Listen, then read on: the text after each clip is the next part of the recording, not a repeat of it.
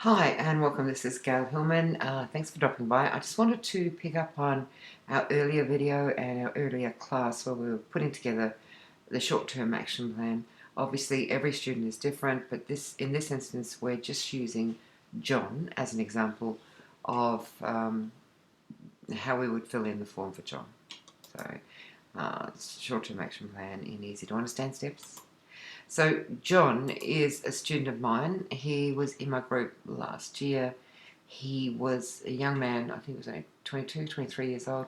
No experience really, and yeah, it was very difficult to build the resume.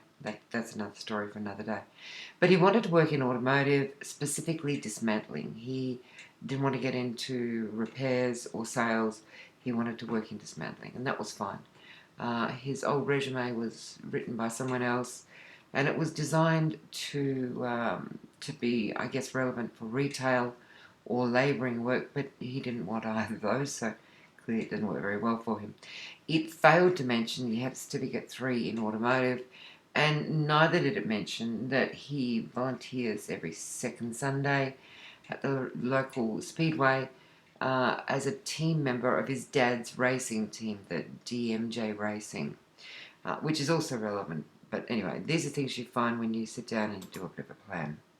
So the very first strategy, as you will know in the short-term action plan, is to complete the Launchpad program. And the reason we do that is we find that everything's inclusive. So if you've completed the Launchpad, you've got your resume, you've got your cover letter, you've done your interview stuff, and so it's just an easy way to sign off on those points. But the very first task for John was to attend class every day.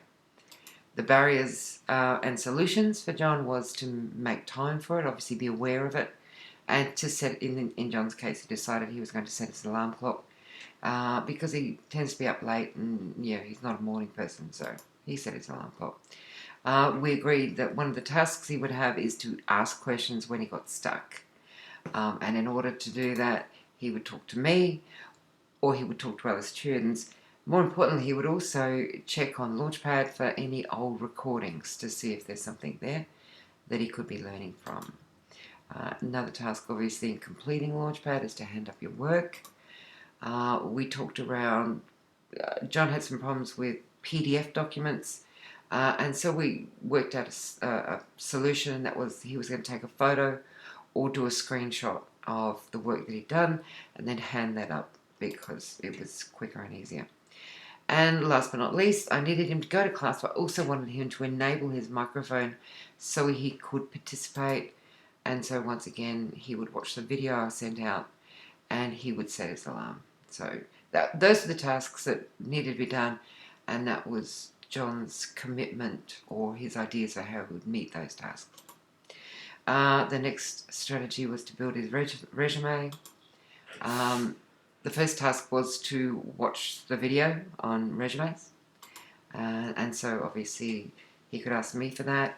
He could go to announcements on the Launchpad page, homepage, or he could go to YouTube on the YouTube channel and watch any video there, especially the one on resumes.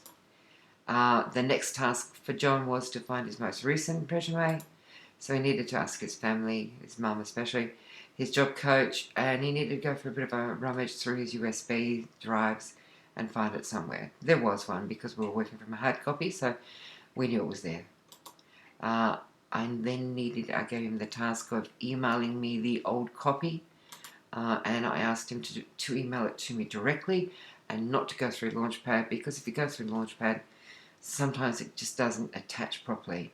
So just email me directly on the email address down the bottom here.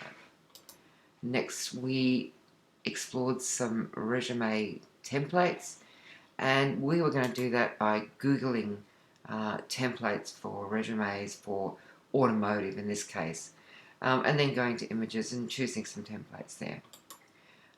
We then worked out that John didn't have any recent work experience, and so what we did is we expanded on his transferable skills and we added ongoing professional development, which in this case was doing some free online modules, training modules. One that I remember he did was the difference between a diesel motor and petrol motor, and how they work differently and things like that. So those are things that he added to his resume to make it relevant. And finally, I asked John to have 4 different versions, and so we started off with the original resume, and then we modified that 3 more times for 3 other industries as well. But ultimately, he was interested in dismantling. We then had the strategy of marketing John differently. The first task for John was to check his online presence. And he did that by Googling himself, checking his social media. I did a quick lesson for him on what SEO is, or how Google works, more especially search engine optimization, things like that. And so it was just giving him an understanding of how when you live online, you tend to leave a footprint, and to be mindful of that footprint. I then had John create his own LinkedIn profile and his Seek profile. So John's job was to do the research on Launchpad, to check out all the videos on YouTube, and to talk to me about that, and then we set up his profiles. John then wanted to put together his business card, which I'll share with you in another video for sure.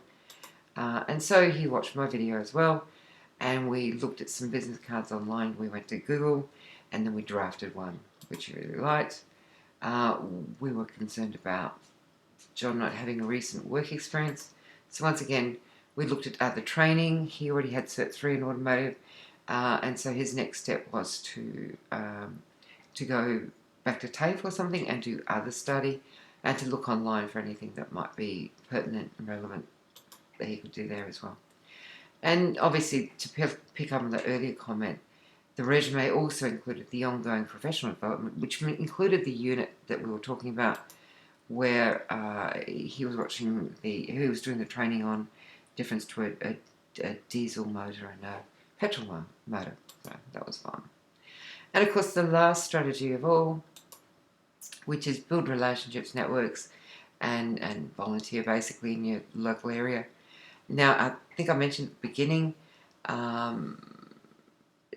John was going fortnightly every second Sunday to the local speedway, and his dad owned a race car, so he's a member of the DMJ race team.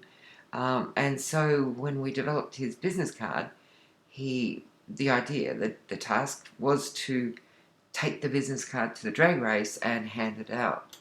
And so we got some drafts done, we market tested it, found the one that was most popular, and then John went to Vistaprint to get 250 printed for a ridiculous amount of $12 or something like that, but that's fine. We then decided he was going to talk to the next committee meeting, because the local speedway, it was privately owned, but it was run by a very strong group of volunteers. So he wanted to go to the next committee meeting. He had to find out when the committee meeting met next, and then he was going to have Dad take him. So that was fine. He then decided he wanted to volunteer as a traffic monitor, and so he asked about training, which was part of the volunteering anyway, so that kind of worked out quite well. So he was there anyway as volunteering, so he was gaining the extra skills in training and all those things. And then you remember I talked about how John wanted to work in dismantling. We have a business locally called You Pull It. It might be in the eastern states, I don't know if it is. But basically it's just this acres and acres of old car bodies, and you'd pay $1 to get in, and then you could take as many bits and pieces off of all the cars as you want. And it was very popular with the local people, but they're always looking for people who could just sort of, muck in, help out, stuff like that. And so that was the last task for John, was to take his business card to You Pull It and have a conversation about perhaps volunteering or doing a short internship, or even staying on the list should any jobs come up. So that explains kind of what the strategies are, the tasks, the barriers and solutions are. This, although it's all too small for you, I'm sorry, just really breaks down what that looks like when we look at the 4 strategies, the tasks and the barriers, and then ultimately the timing. This is exactly what we did for John, and it just gives you some idea of how it all comes together in your short-term action plan. So, yeah, I'll end it there. We've got Yoda saying, teach you, I will. I just thought that was kind of cute. All right, any questions? You know what you got to do. Give me a call. I'll see you on the next one.